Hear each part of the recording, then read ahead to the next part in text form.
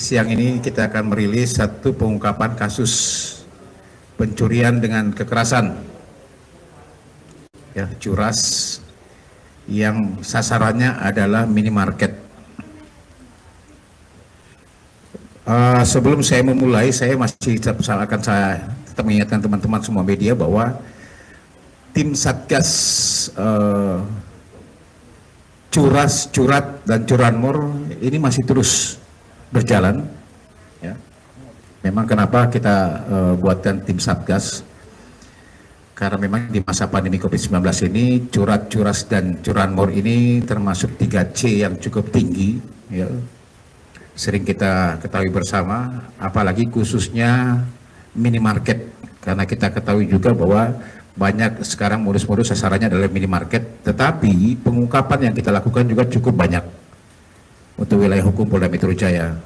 Karena Satgas masih bergerak terus, di masing-masing Polres pun juga masih sama, masih bergerak terus melakukan patroli-patroli di jam-jam dan daerah-daerah yang rawan.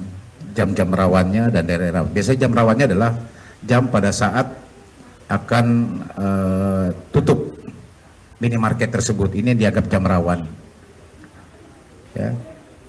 Kami juga sudah menghimbau kepada asosiasi minimarket untuk bisa menyiapkan minimal CCTV. Pernah saya sudah sampaikan. Kemudian yang kedua juga adanya petugas security yang sampai saat ini masih banyak minimarket yang tidak menyiapkan security internal mereka sendiri. Nah, inilah yang kemudian dijadikan sasaran oleh para pelaku-pelaku.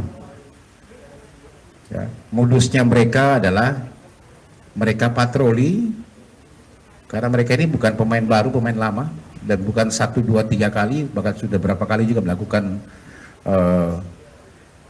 tindak pidana curas seperti ini dengan sasaran minimarket. Ini spesialis minimarket, tetapi memang di wilayah masing-masing ada. Ini daerah Ciputat, Pamulang sampai Bogor ini mereka bermain.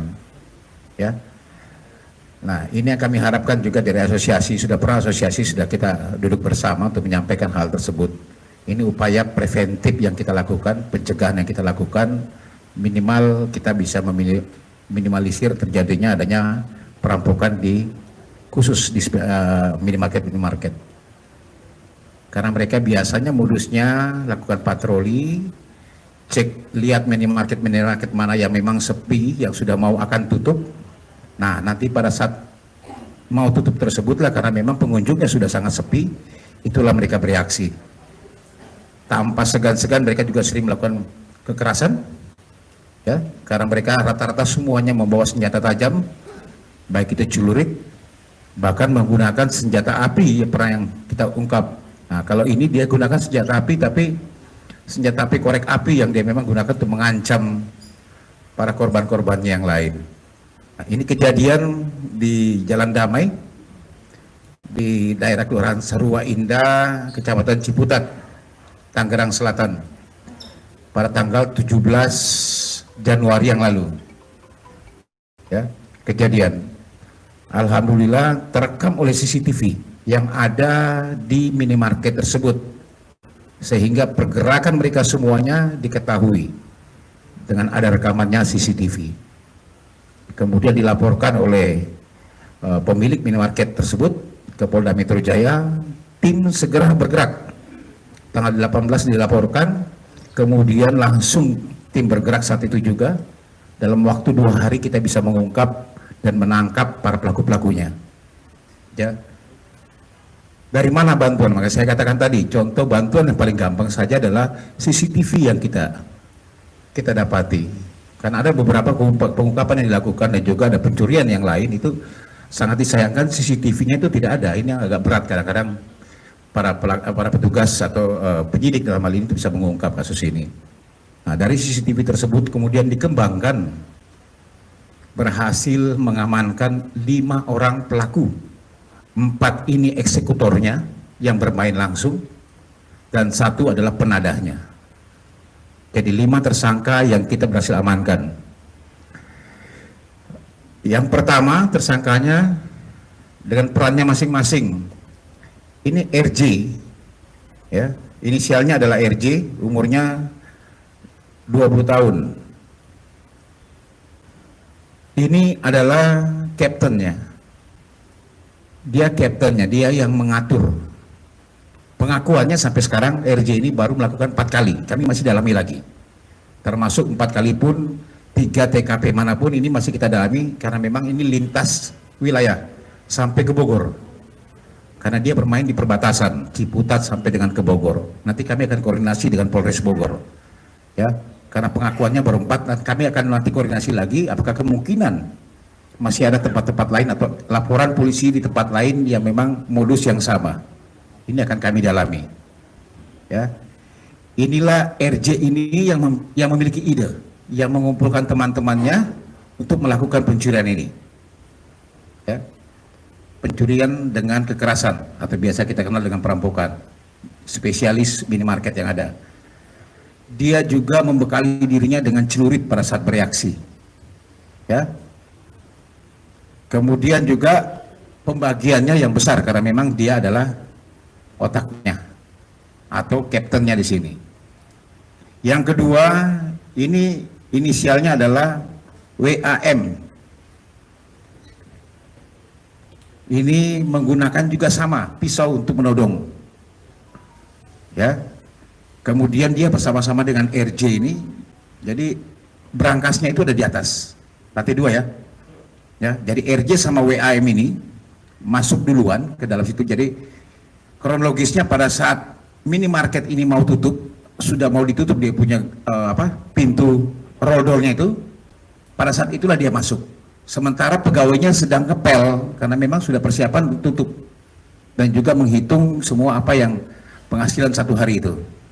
Nah, yang masuk duluan adalah RJ sama WAM ini, yang kemudian menodongkan celurit.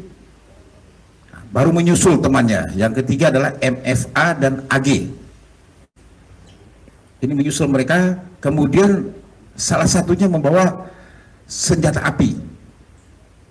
Ternyata setelah dicek senjata api ini adalah korek api ya.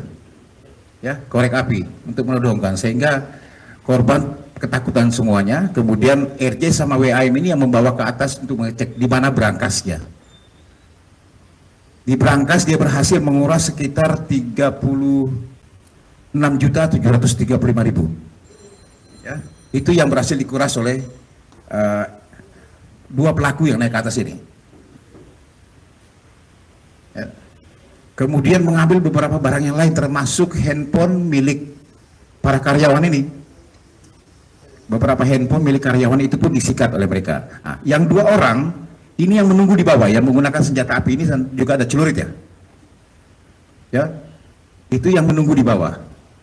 Takut kemungkinan masih ada orang nanti yang akan masuk sehingga mereka menunggu dengan pada masing-masing. Setelah itu mereka melarikan diri dengan membawa beberapa barang bukti yang lain, termasuk uang di berangkas sejumlah Rp36.750.000 yang dia bawa kabur. Nah, ini masih kita dalami lagi. Yang pertama kita lakukan penangkapan adalah penadah. Jadi 2 hari setelah dilaporkan, dilakukan penyelidikan, yang pertama diamankan adalah penadahnya. Inisialnya adalah MNU. Dari MNU tersebut kemudian berkembang dengan waktu cuma beda 2-3 jam saja, kita berhasil mengamankan tersangka-tersangka lain. Kecuali yang ya, semuanya ya, dalam waktu 2-3 jam kita berhasil mengamankan yang lain. Karena penadah kita dapat,